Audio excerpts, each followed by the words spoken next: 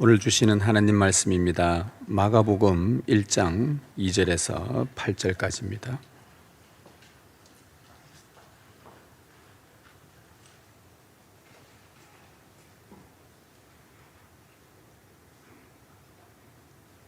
마가복음 1장 2절에서 8절까지 우리 한 절씩 교독하고 마지막 절은 합독하겠습니다. 선지자 이사야의 글에 보라, 내가 내 사자를 네 앞에 보내노니 그가 내 길을 준비하리라.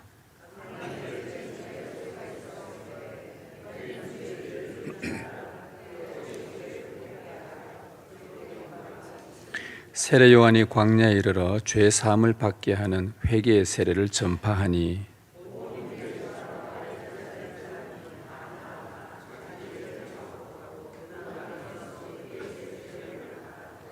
요한은 낙타 트롯을 입고 허리에 가죽띠를 띠고 메뚜기와 석청을 먹더라.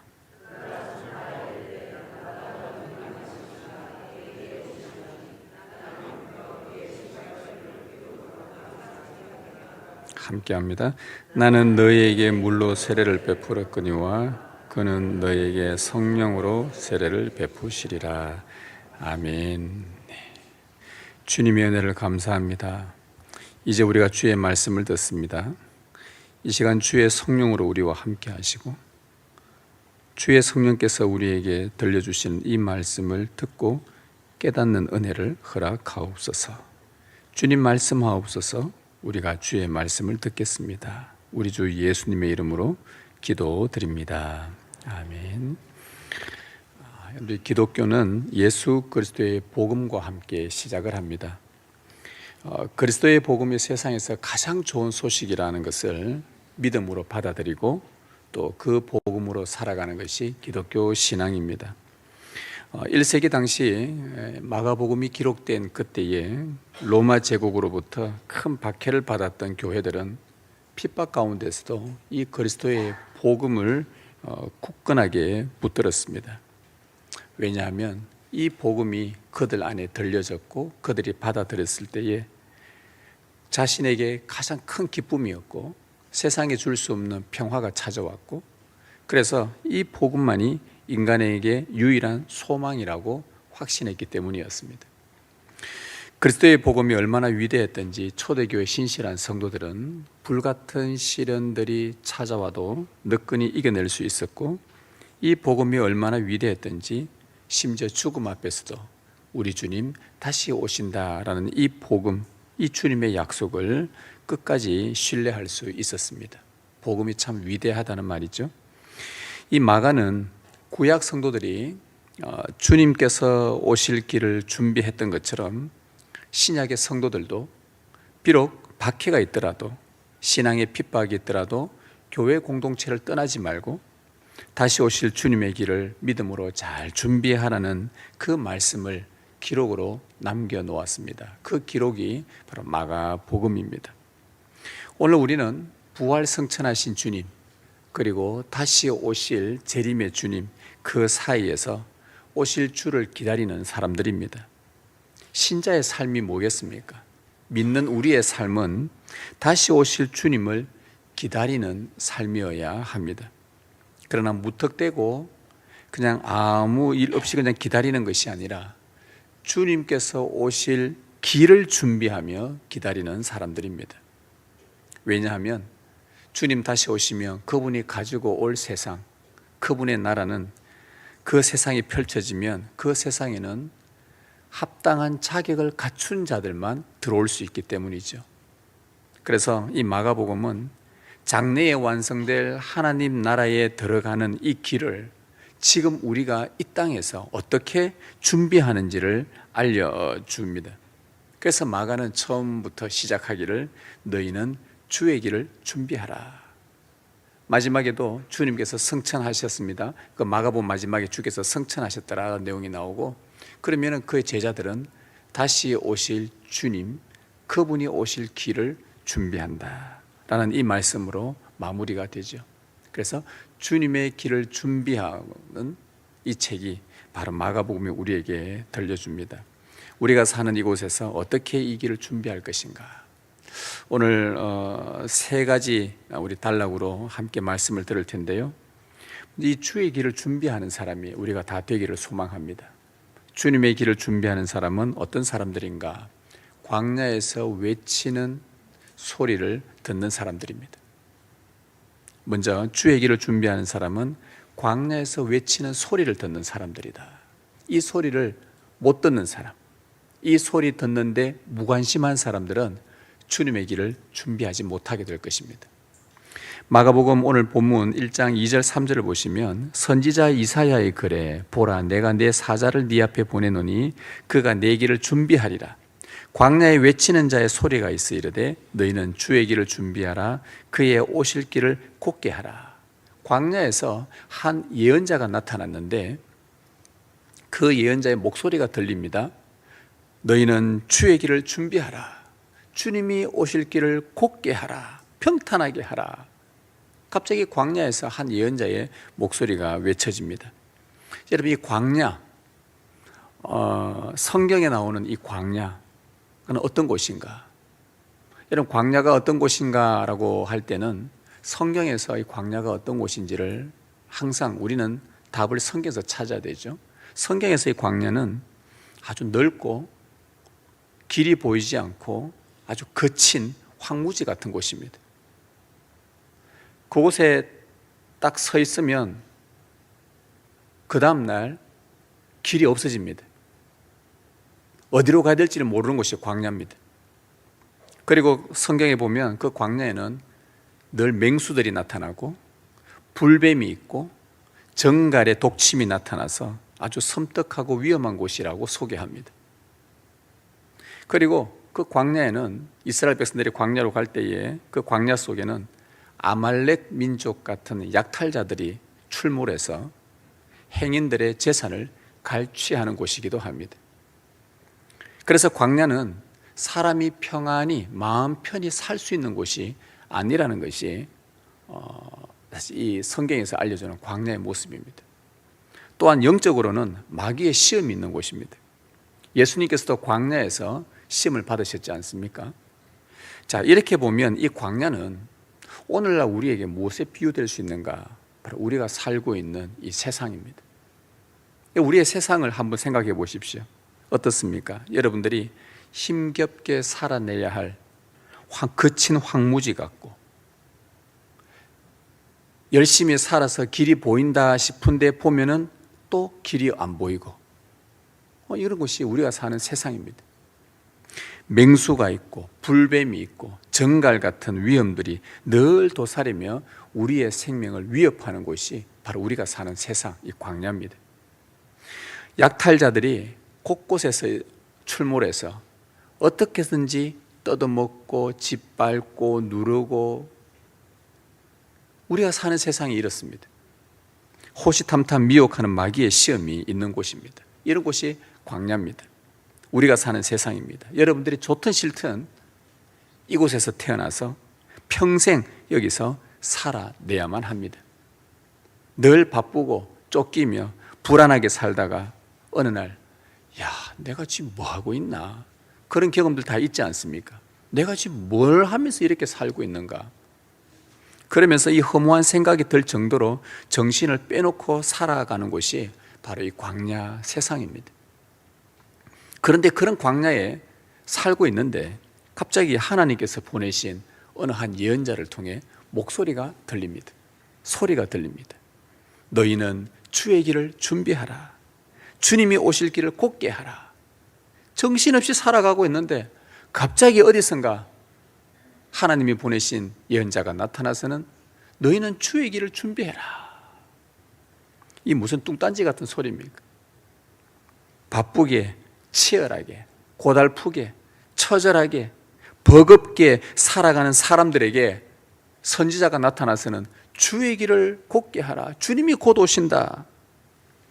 그 예언자의 소리는 그 사람들의 광야에서 사는 사람들의 일상과는 전혀 무관하게 들립니다. 여러분 그렇지 않습니까? 제가 우리 여기 목요일 되면 우리 교회 앞에 시장에 목요장이 있습니다.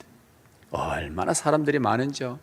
목양실에 있다 보면 밑에서 막 팡팡 차 차들 막 소리 주차소로 밀려있고 안 빠져간다고 그러면 제가 한 번씩 내려가서 주차 정리해 줍니다. 도서관 이쪽에 차들이 막 밀렸으면 내려가지고 옆으로 가시고요, 일로 가시고 하면서 제가 이 정리를 해드립니다. 그럼 고맙습니다 합니다. 목요 장날에 그 물건 사고 파는 사람들로 북적이는데 여러분들이 그들에게 가서 그대들이요, 주님께서 곧 오십니다, 주의 길을 준비해야 됩니다 라고 말해 보십시오. 어떤 취급을 받겠습니까? 지금 정신없는데, 장사한다고 바쁜데, 하나로 더 팔아야 되는데 이상한 사람, 미친 사람 취급할 겁니다. 자기들 장사에 전혀 도움이 되지 않는다고 내쫓을지도 모릅니다. 대부분은요, 주님의 광야에서 바쁘게 살다가 예언자를 통해 주의 길을 예비하십시오 라는 이 메시지는 전혀 우리의 삶과 관계가 없이 들립니다. 무관심합니다. 여러분, 세상 사람들은 그렇다고 칩시다. 세상 사람들은. 여러분은 어떻습니까? 광야에서 고단하게 살다가 교회에 왔는데 주님이 곧 오시니 주의 길을 준비하십시오 라는 이 말씀이 여러분 마음에 큰 감동이 옵니까? 그렇게 크게 와닿지가 않습니다. 이 말씀 듣고 이야, 내가 주님을 위해서 내가 헌신하고 살아야 되겠다, 그런 마음이 움직이지는 않습니다. 세상은요, 예언자들이 외치는 그 목소리에 관심 두지 않습니다. 혹 여러분들도 그렇습니까? 그러나 마가를 통해서 하나님께서 이 세상에 오늘 우리에게 정말 외치고 싶었던 주님의 계시의 말씀은 마가복음 시작하면서 첫 메시지가 주님께서 오시니 그의 길을 준비하라. 이게 마가복음의 메시지입니다. 세상에 정신없이 살아가는 사람들에게 이 메시지가 전혀 와닿지 않는 무관심한, 나와 상관없는 말씀으로 들리겠지만 그럼에도 불구하고 하나님은 예언자를 통해 우리에게 들려주고 싶은 메시지는 주님 오신다, 주님 곧 오신다, 그분의 길을 준비해라. 이 메시지는 모든 사람들이 들어야 할 말씀이었습니다. 사람을 회복시켜 이 말씀을 듣고 사람들이 회복되고 다시 살아나도록 하는 하나님께서 주신 기회였던 것이죠. 자, 이런 맥락에서 본다면 하나님은요, 이 황무지 같은 광야 세상에 예언자 역할을 하는 교회를 이곳에 심어 놓았습니다. 거대한 이 황무지 같은 세상에 하나님께서 교회를 심어 놓으셨어요. 이 교회가 바로 예언자 역할을 합니다. 외칩니다. 우리 교회는 지난 66년 동안 이 장소에서 길이 보이지 않는 막막한 광야에 살고서 자기 힘으로 자기 길을 개척하며 살아가는 수많은 사람들에게 참되고 복된 주님의 길을 예언자처럼 외쳤습니다. 이 교회가 맹수가, 불뱀이, 정갈이, 약탈자들에 의해서 위협받고 괴롭힘 당하며 힘겹게 하루하루 겨우겨우 벌어먹고 사는 수많은 사람들은 그 광야에서 이곳에서 외쳐지는 그 소리를 듣고 주의 길을 찾아 영생을 얻은 자들이 한둘이 아닐 것입니다.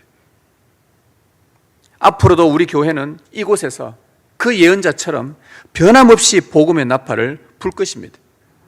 듣든지 듣지 않든지 무관심하든지 주의 길이 무엇인지 알릴 것이며 주의 길을 어떻게 준비해야 되는지를 예언자 같은 말씀의 종들의 입술을 통해 계속해서 알릴 것입니다.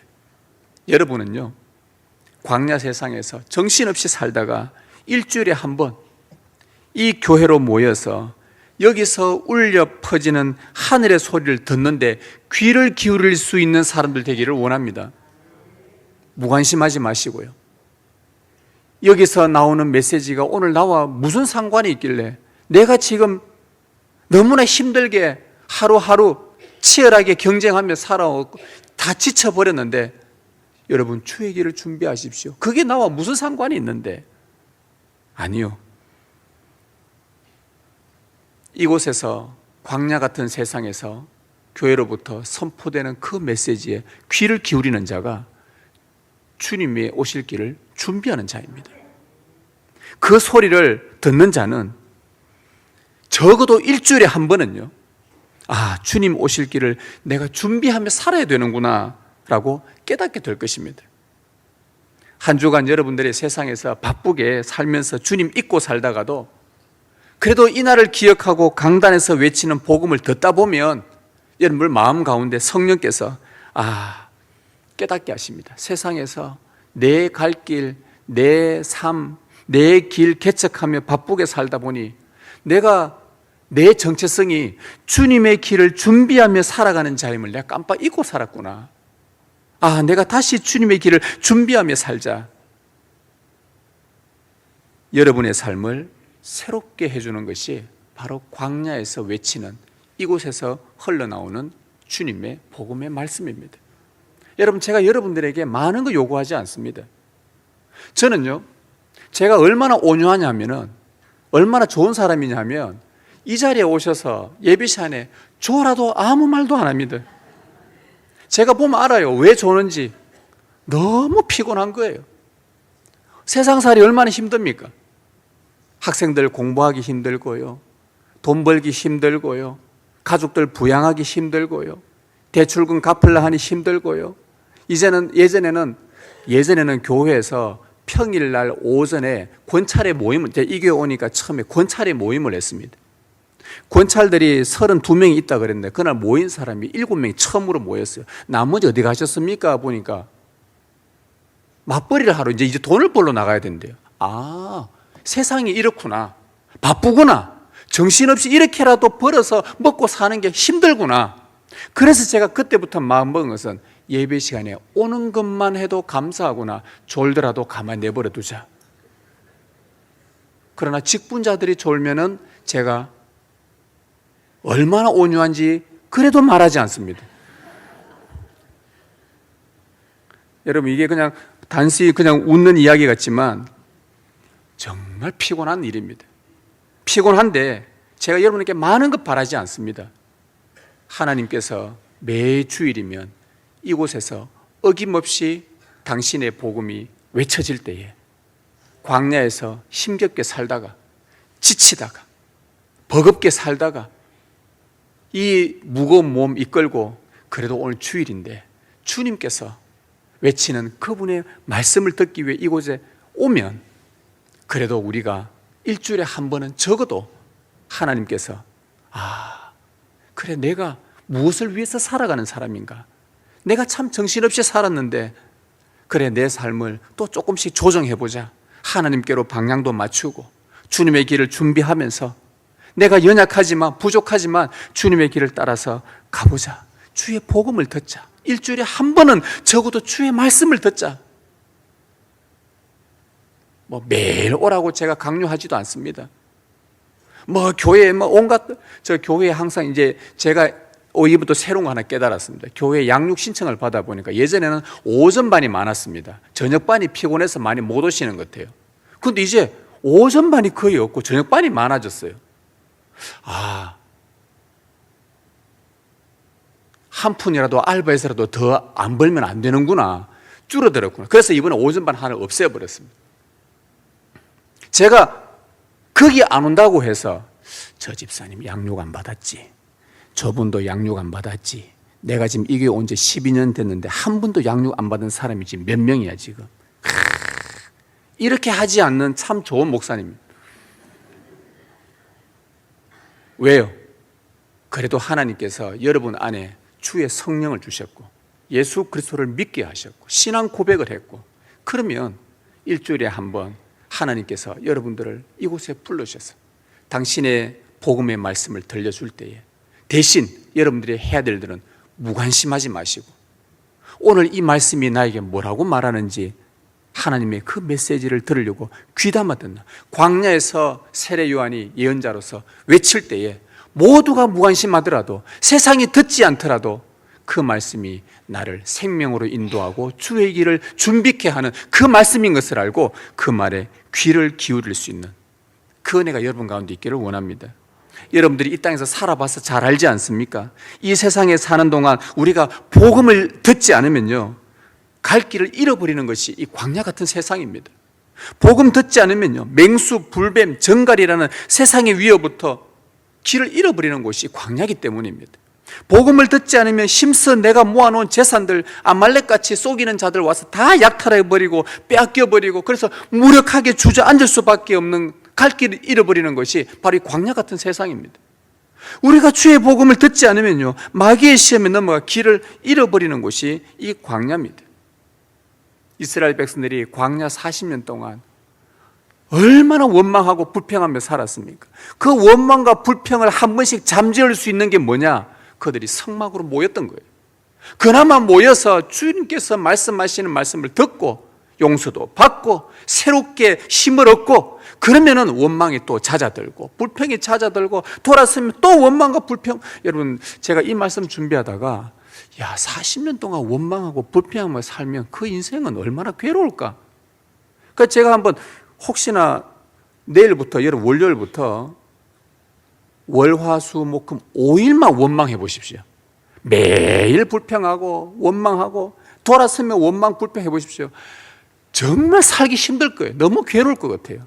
그런데 40년을 원망과 불평을 했다. 그런데 그것을 잠재울 수 있는 것은 광야에서, 그 광야 가운데 세워진 성막에서 외치는 주의 말씀이 이들을 정화시킨단 말입니다. 그래서 우리는 이걸 통해서 주님의 길을 준비해 나갈 수 있는 겁니다. 주의 길을 준비하는 자는 누구냐? 주의 말씀이 선포될 때마다 귀담아 듣는 자들이에요. 하나님께서 그런 자들의 마음을, 길을 닦으십니다. 그래서 적어도 우리가 정기적으로 이 복음이 들려질 때에 마음을 다해서 좋아하고 즐거워하십시오. 혹 주일날 이곳에 개인적인 여러 형편 때문에 도무지 나올 수 없을 만한 그런 형편이 됐을 때, 요즘 얼마나 세상 좋습니까? 영상으로라도 설교를 또 들을 수 있잖아요. 그렇게 해서라도 우리가 이 복음, 이 광야 같은 세상에서 외쳐지는 예언자의 소리를 놓치지 않기를 바랍니다. 그래서 이런 면에서 교회는요, 더더욱더 단순해져야 될 것 같습니다. 복음 중심적으로 단순해져야 될 것 같습니다. 교회, 한국 교회에 몇 종류의 목사들이 있다, 그런 거 제가 말하는 건 아니지만은 대체적으로 두 종류의 목사님들이, 이 사역의 유형들이 나누어집니다. 한 유형들은 교회를 막 열심히 성도들 굴리는 교회가 있습니다. 어쩌든지 시키고 정신없이 교회 나오라 하고 시키면은 어떤 사람들은 거기에 열심히 봉사하고 하다 보면 지치는데도 뭔가 하면서 내가 신앙이 있는 것처럼 그렇게 생각하고 그냥 그렇게 막 지나갑니다. 정신없이 막 굴립니다. 이벤트도 해야 되고 볼거리도 제공해야 되고 굉장히 교회가 막 복잡습니다. 또 그렇게 안 하면 교회가 안 돌아간다고 생각하기 때문에 그렇습니다. 특히 큰 교회는 이렇게 무조건 굴려야 됩니다. 죄송한 표현이지만 성도들을 굴려야 교회가 돌아간다라고 목사님들과의 여러 대화 속에서 나오는 심심찮게 들리는 얘기들입니다. 여러분 어떻게 생각하십니까? 교회 뭐 하는 곳입니까? 정말 단순하게 하나님 앞에 진실하게 예배하고 진실하게 그분의 말씀을 듣고 그 말씀 가지고 기도하고 연합하고 사랑하고 단순한데 진리에 매료되어서 귀를 기울이는 곳. 그렇게 여러분들이 주님의 음성과 그분의 말씀 앞에 온전히 올인할 수 있는, 그래서 그 말씀이 일상의 나의 삶 가운데서 살아 역사할 수 있도록, 내 삶을 이끌어갈 수 있도록 정신없는 것들을 다 제거하고 오직 주님께만 집중할 수 있도록 단순하게 진리 중심으로 움직이는, 여러분 그런 곳이면은 참 좋을 것 같습니다. 왜? 광야가 시끄러운데 교회까지 복잡하게 해서는 안 되겠다. 이 복잡한 세상 가운데 정말 단순하게 하늘의 주님만 바라볼 수 있도록, 그래서 광야 같은 세상에 세워진 교회로부터 여러분 복음이 들릴 때에 여러분 세상처럼 무관심하지 마시고 오직 그분의 말씀에 귀를 기울이고 그래서 주의 길을 준비하시기를 진심으로 소망합니다.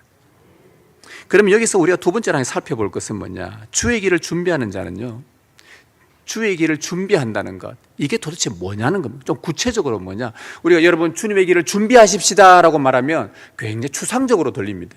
그렇지 않습니까? 여러분 주의 길을 준비하십시오. 그럼 우리 기도도 주님 주의 길을 잘 준비하게 해주십시오. 근데 뭐가 주의 길을 준비하는 거냐는 겁니다. 주의 길을 준비하라고 나서 그 다음에 세례 요한이 하는 메시지를 한번 들어보십시오. 4절 5절에 요한이 광야에 이르러 죄 사함을 받게 하는 회개 세례를 전파하니 온 유대 지방과 예루살렘 사람이 다 나아가 자기 죄를 자복하고 요단강에서 그에게 세례를 받더라. 주의 길을 준비하라 라고 말한 후에 세례 요한이 했던 말은 뭐냐? 죄 사함을 받는 회개의 세례를 전파를 했다는 겁니다. 다시 말하면 주의 길을 준비한다는 것이 구체적으로 뭐냐? 회개의 세례와 관련이 되어 있다는 말입니다. 회개의 세례가 뭘까요? 성경에서 말하는 회개가 뭐며 세례는 뭡니까? 성경에서 회개라고 할 때는 단 하나의 메시지입니다. 뭐냐? 여호와께로 돌아오라입니다. 단순하게 생각하십시오. 회개가 뭐냐? 여호와께로 돌아오라. 그래서 하나님 앞에서 자기 죄를 자복하는 것이 회개입니다. 그리고 세례는 더러운 것을 깨끗하게 씻어내는 것이 세례죠. 따라서 회개의 세례라는 것은 하나님께로 돌아와서 진실로 자신들의 죄를 자복하고 죄를 깨끗하게 사함받는 것이 회개의 세례입니다. 즉 세례 요한이 우리에게 말하는 주의 길을 준비하는 게 뭐냐? 회개 세례를 하는 겁니다. 주의 길을 준비하는 것, 주님 오실 때까지 우리는 매일 뭘 해야 되는가? 회개의 세례. 주님께서 베푸시는 그 은혜 앞에서 돌아와서 우리 죄를 고백하고 주님의 언약의 말씀 앞에 다시 살겠다고 다짐하며 서는 이 삶, 여러분 이 삶이 언제 일어나냐 하면은 정기적으로는 일주일에 한 번씩 우리 가운데 예배 가운데 나타납니다. 여러분 주일날 이 예배 드리는 거, 주일 성수하는 거요, 이거 예사롭게 생각하지 마십시오. 주의 길을 준비하는 중요한 방편입니다. 회개의 세례, 구약의 예언자들은 그들이 자주 외쳤던 메시지가 구약의 이사야서부터 말라기까지 그 선지서를 통틀어 가지고 그들이 자주 외쳤던 메시지는요 하나였습니다. 회개 세례였습니다. 배역한 이스라엘아 돌아오라, 여호와의 말씀이니라. 너는 오직 네 죄를 자복하라, 여호와의 말씀이니라. 예레미야 시대 때 외쳤던 말씀이죠. 예레미야가 언제입니까? 남유다가 멸망할 때였습니다. 멸망할 때에 선지자가 외쳤던 말씀은 너희가 여호와께로 돌아와야 된다. 여호와께 돌아와서 너희 죄를 자복해야 된다. 이것이 회개의 메시지였습니다. 그리고 그 다음에 에스겔 선지자는 이 메시지를 듣지 않았던 이스라엘 백성들은 결국은 바벨론 포로로 잡혀갔고 바벨론 포로로 간 상태에서 하나님은 에스겔에게 다시 한번 예언의 말씀을 줍니다. 맑은 물을 너희에게 뿌려서 너희로 정결하게 하되 너희 모든 더러운 것과 모든 우상 숭배에서 너희를 깨끗하게 하라. 포로로 잡혀간 상태에서 결국 이 구약의 예언자들의 메시지는 뭐냐? 여호와께 돌아오라는 겁니다. 너희 죄를 자복하라. 맑은 물로 더러운 죄와 우상 숭배했던 모든 죄를 씻어 정결하게 해라. 이것이 바로 구약의 마지막 선지자였던 세례 요한이 구약의 예언자들 모든 메시지를 통틀어서 그가 다시 한번 예수님이 오시기 전에 외쳤던 겁니다. 회개의 세례를 전파한 겁니다. 더러운 죄인이 거룩하신 하나님을 만나기 위한 필수 요소입니다. 하나님께 돌아와서 죄를 자복하고 그분 앞에 더러운 죄를 씻는 예식이라 해서 거룩한 예식이라, 그래서 우리는 이것을 성례라고 부릅니다. 거룩한 예식이라. 주의 길을 준비한다는 게 뭘까요? 하나님 앞에서 매주 성례 받는 것입니다. 성례에는 반드시 회개가 있어야 되고 그러기는 언약에 따라 살겠다는 마음의 다짐이 꼭 있어야 합니다. 그런 자에게 죄 사함의 의미로 물세를 베풀었습니다. 이것이 구약 백성들이 주의 길을 준비했던 삶의 방식이었습니다. 그러나 세례 요한은 여기서 한 걸음 더 나아갑니다. 예수님의 성령 세례를 언급합니다. 8절에 나는 너에게 물로 세례를 베풀었으나 그는 너에게 성령으로 세례를 베풀리라. 여러분, 물은 근본적으로 사람을 바꾸지를 못합니다. 또 씻고 내일 되면 또 씻고 모레 되면 또 씻고 또 씻고. 그래서 사람을 근본적으로 변화시키는 것은 단지 물로 씻는 행위만이 아니라 이것을 넘어서서 성령의 세례가 필요하다고 요한이 오늘 말씀을 통해 알려줍니다. 성령의 세례가 뭔가? 에스겔 예언에 따르면은 새 영을 너희 마음에 두노니, 하나님의 영을 너희 마음에 두노니, 너희 육신에서 굳어있는, 딱딱해져 있는, 완고해져 있는 마음을 부드럽 제거하고 부드러운 마음을 주어 너희 안에 주님의 율례의 말씀을 행하며 지키도록 할 것이니라. 에스겔에서 예언한 하나님의 성령이 오시면 하시는 사역. 여러분, 이 성령 세례도 방금 이야기를 들어보면 물 세례처럼 회개가 핵심입니다. 성령이 오셔서 교만하고 완고한 마음을 깨뜨려 부수고 제거하고 부드러운 마음으로 바꾸어서 우리 죄를 자백하는 일, 성령의 역사로 하나님의 말씀을 이제부터 지켜 순종하겠습니다라고 고백하게 하는 일, 이거 다 성령의 세례로 말미암은 진실한 회개요, 하나님 앞에서의 성례입니다.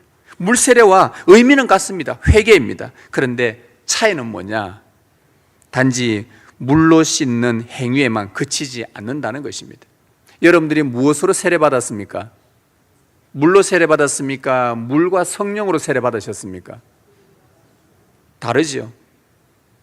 물과 성령으로. 물은 하나의 상징적인 예식의 표의 뿐입니다. 그러나 여러분이 주 예수를 믿고 물로 세례를 받을 때에 누가 임하신단 말입니까? 성령께서 실제로 그 물 세례 가운데 임재하시고 예수 그리스도의 십자가의 사역이 실제로 여러분의 모든 죄를 용서했다고 효력 있게 만드시고, 또한 성령께서 여러분의 완고하고 고집스러웠던 교만했던 마음들을 제거하고 부드럽게 만드셔서 여러분의 하나님의 말씀을 지켜 순종할 수 있도록 그 물세례 가운데 성령이 놀랍게 역사하시는 성령으로 세례를 같이 받은 겁니다. 이것이 성령 세례입니다. 이 세례를 통해서만 여러분은 주의 길을 준비할 수 있습니다. 이 물과 성령으로 거듭나지 않고 세례 받지 않은 사람은요, 주의 길을 준비할 수가 없습니다. 주님께서 마지막에 오실 때에 새하늘과 새 땅을 가지고 오시고 거룩한 새 예루살렘 성을 가지고 오실 때에 그 안에 들어갈 자격을 갖추지 못한 사람들입니다. 누구만 갈 수 있는가? 바로 이 성령의 세례를 받은 사람들이. 여러분들이 성령의 세례로 구원을 얻었으면 이제 성령님은 여러분 안에 내주하고 계십니다. 간혹 여러분들이 의심할 때가 있죠. 야, 내가 일주일 동안 세상에서 이렇게 살았는데 성령님이 내 안에 계실까? 여러분, 성령님은 우리 안에 내주하고 계십니다. 성령의 세례로 구원을 얻은 사람, 우리 주 예수 그분이 나의 주가 되시고 나의 그리스도가 되시고 내가 그 하나님의 자녀가 되었다고 믿음의 고백을 하고, 이곳에 와서 주의 말씀 앞에 설 때마다 내가 내 안에 완악하고 교만했던 마음들을 제거하려고 하고, 성령께서 여러분 마음에 감동을 주시고 말씀을 듣게 하시고 그 말씀 앞에 믿음으로 살도록 하는 자들은 여러분 성령의 세례를 이미 받았고 그 안에 성령께서 계속 내주하고 계십니다. 단지 우리가 그 말씀 앞에 순종하며 살지 못할 때 탄식하실 뿐이지 이 내주하시는 성령님은 떠나지를 않습니다. 그래서 매주일마다 하나님 앞에 여러분들이 나와서 주의 말씀을 들을 때마다 내주하시는 성령께서 여러분의 죄를 자백하게 하실 것이고 십자가의 그리스도와 더더욱더 연합하게 하시고 다시 언약의 말씀 앞에 새롭게 설 수 있도록 역사하시는 것, 이것이 매주일 하나님 앞에서 이루어지는 성례입니다. 하나님 앞에서 정결케 하는 예식입니다. 여러분, 이것이 바로 주의 길을 준비하는 겁니다. 다른 게 아니에요. 주의 길을 준비하는 겁니다. 그래서 저는 이것을 다른 표현으로 좀 쉽게 깨어있는 신앙이라고 표현을 합니다. 여러분 잘 아시는 마태복음 25장에 미련한 5처녀, 슬기로운 5처녀, 슬기로운 5처녀가 미련한 처녀와는 달리 그들이 준비했던 기름을 한번 생각해 보십시오. 여러분, 그 기름이 과연 뭘까요? 신랑이신 주님이 오실 길을 준비하는 그 기름이 무엇이었을까요? 하나님 앞에서 성례를 받는 삶입니다. 성령을 따라서 내 안에 계시는 성령께서 늘 깨우치셔서 내 죄를 또 자백하게 하고 주님 오실 때까지 언약 앞에 서는 일, 즉 다시 말하면 깨어있는 신앙이란 말입니다. 깨어있는 것입니다. 그래서 우리의 서신서는, 신약 성경의 서신서는 자주 우리에게 해주는 권면이 뭐냐? 깨어 있으라. 자주 말합니다. 깨어 있으라, 깨어 있으라, 깨어 있으라. 이것이 슬기로운 처녀가 신랑이신 주님께서 오실 때까지 지켰던 기름이라고 저는 확신합니다. 매일 여러분들이 하루 일과를 마치고 나면 지친 몸으로 집으로 돌아옵니다. 하나님 앞에 하루 동안 살았던 삶을 돌아볼 겨를도 없이, 정신없이 피곤하고 씻고 식사를 하시고 오늘 뭐 어떤 무슨 뉴스 소식 없었나 하다가 쓱 보다가 하다 보면 자고 있습니다. 우리 하루 일과 이렇습니다. 이것이 우리의 익숙한 우리들이지 않습니까? 매일매일 하나님 앞에서 성례를 받듯 진솔하게 내 삶들을 좀 점검도 하고 성령의 도움으로 진실한 회개와 성결한 삶들 깨어있어 여러분들이 계속 이어가셔서 적어도 하루에 한 번 짧게 3분이라도 5분이라도 내 삶을 정리를 하고, 내가 오늘 주님의 길을 준비하며 살았는가? 내 삶은 주님을 닮아 있었는가? 또 한 번 돌아보면서 깨어있는 신앙으로 주님이 오실 길을 준비하시기를 소망합니다. 주님의 길을 준비하는 자는 광야에서 외치는 소리를 듣고 그 다음에 하나님 앞에서 성례를 받는다면, 자, 그런 자는 마지막으로 한 가지만 더요. 주의 길을 준비하는 자는 어떻게 살까? 세례 요한처럼 광야의 삶을 산다는 것입니다. 여러분 6절을 한번 가만히 한번 읽어보십시오. 요한은 낙타 트롯을 입고 허리에 가죽띠를 띠고 메뚜기와 석청을 먹더라. 주님의 길을 준비하라고 외쳤던 세례 요한의 삶을 보면 그는 광야에서 살았고 생존을 위한 최소한의 옷과 음식으로 살았습니다. 이것이 보여주는 바가 뭘까요? 왜 이것을 기록해 놓았을까요? 세례 요한이 낙타 트롯과 허리에 가죽띠와 메뚜기 석청 먹고 나타났을 때 많은 사람들은 누구를 연상했냐면 저 엘리야 아니냐?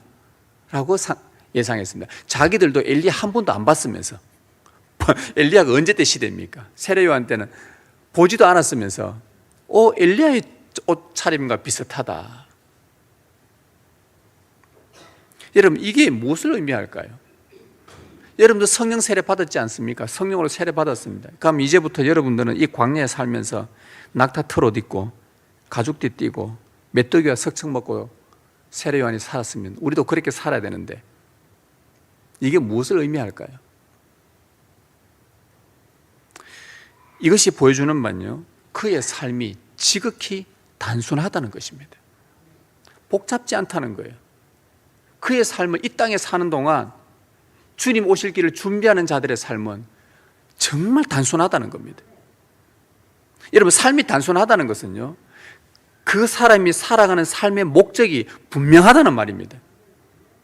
삶이 복잡한 사람들은요, 좀 정직하게 말하면 삶의 목적이 불분명하기 때문입니다.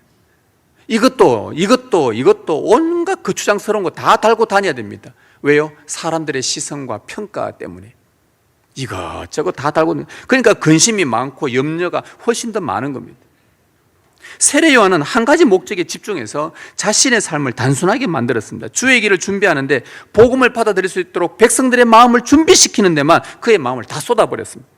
그래서 그의 즐거움은 하나님 나라의 도래였고 그 나라를 위해 주님이 오시도록 백성의 마음을 깨끗하게 준비시키는 일, 목적이 분명했기 때문에 그는 무엇을 먹을까, 무엇을 입을까, 무엇을 마실까, 무엇을 즐길까에 시간 낭비하지 않았던 겁니다. 그러기 위해서는 삶을 최대한 단순하게 만들었습니다. 철로 역정의 책을 읽어보시면 처음에 크리스찬이 저 천성을 향해 한 걸음 한 걸음 나아갈 때에 얼마나 많은 짐을 들고 갑니까? 이것도 필요할 것 같고 이것도 필요할 것 같고 저것도 필요할 것 같고 이거 필요할, 그래서 엄청난 짐을 지고 막 끼엉끼엉 가면서 갑니다. 그런데 나중에 천성에 도달할 때쯤 되면요, 짐이 하나도 없습니다. 뭐만 있느냐? 자기 몸만 있습니다. 입고 있는 옷만 있고.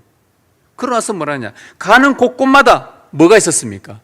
하나님께서 먹이시는 음식이 있었고, 이스라엘 백성이 40년 동안 광야 지냈을 때에 옷 한 번 해입지 않고 농사 짓지 않았고 신발 만들지 않았는데 가는 곳곳마다 하나님께서 어쨌든 40년을 먹이셨습니다. 이걸 본다면은 어쩌면 광야에서의 우리의 삶은, 성령의 세례를 받고 주의 길을 준비하는 우리의 삶은 지극히 단순할 필요가 있다는 겁니다. 사람들의 시선을 의식하고 평가를 의식하고, 아니요.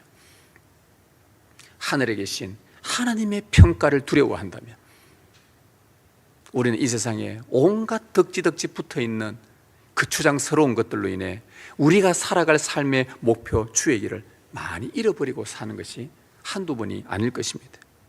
예수 그리스도를 믿음으로 여러분이 성령의 세를 받았다면, 그리스도와 연합되었다면, 삶에 분명한 목적이 있다면 여러분은 어떻게 살고 싶습니까? 금방 사라질 세상이 주는 재미와 오락과 즐거움 대신에 여러분 마음에 무엇을 담아내고 싶습니까? 오직 주님, 오직 그리스도, 다시 오실 길을 준비하는 일에 우리에게 방해되는 여러 가지 것들 하나씩 하나씩 정리했으면 좋겠습니다. 여러분, 나이가 들수록 여러분 좀 그런 생각 더 들지 않습니까? 제가 이 교회 처음 왔을 때가 40대 한 초중반이었는데 이제 50대 중반을 넘어가다 보니까 제가 생각이 좀 많이 바뀌었습니다. 생각이 바뀌었다는 말이 진리에 대한 성경을 해석하는 방법 이렇게 바뀌었다는 게 아니라 자꾸 내려놔요. 곧 죽을 것 같은 사람처럼. 아직 안 죽을 거는 같은데, 주님이 아직 안 데려가실 거는 같은데, 근데 모르지요, 그거는. 그런데 뭐 자꾸 이제 그런 재미들과 이런 것들이 점점 덜 재미있어지고, 뭐가 재밌는가? 주님께서 가시는 그 길, 거기에 자꾸 더 집중하게 되고, 세상에서 재미와 오락과 즐거움 이런 것들 자꾸 정말 줄어드는, 여러분 그렇지 않습니까? 더 즐겁고 더 재밌고 더 잡고 싶고 더 놀 것 많고 그렇습니까? 제가 잘 모르겠습니다만은 하여튼 주님의 길을 준비하는 자의 이 광야의 삶은 그곳에 집중하면서 세상의 것에 욕심 부리지 않고 단순하게 살아가는 것입니다. 화려한 옷도 아니고 고급진 음식도 아니고 광야에서 살아가는데 필요한 적당한 의복과 음식으로 단순하게 살았던 세례 요한, 사람들의 시선과 평가에 아랑곳하지 않고 하늘에 계신 하나님의 평가를 두려워하며 주의 길을 준비했던 그의 삶을 그래서 더 단순하게 만들었던 세례 요한, 주님만 자랑하기로, 주님만 영화롭게 하기로 작정했기 때문일 것입니다. 성도 여러분, 우리는 주님의 부활하심과 승천하심 그리고 다시 오실 재림 사이에 살아가고 있습니다. 주님은 다시 오신다고 우리에게 약속하셨고 우리는 주님이 오실 길을 준비하도록 사명을 받았습니다. 성령으로 세례받은 여러분들이요, 이제 주의 길을 어떻게 준비하시겠습니까? 광야 세상 가운데 세워진 교회로부터 들려오는 이 복음의 소리에 여러분들이 진심으로 반응하여 그 말씀을 들음으로 주의 길을 준비하십시오. 하나님 앞에서 죄로 얼룩진 삶을 진실하게 자백하고 그 성례 앞에서 거룩한 신부로 언약에 순종하며 깨어있는 신앙으로 주의 길을 잘 준비해 나가십시오. 주님을 위해 삶을 단순하게 만들고 세상의 것보다 주님으로 진정 만족하며 주의 길을 준비하며 살아가십시다. 주님의 은혜와 평강이 함께하기를 축복합니다.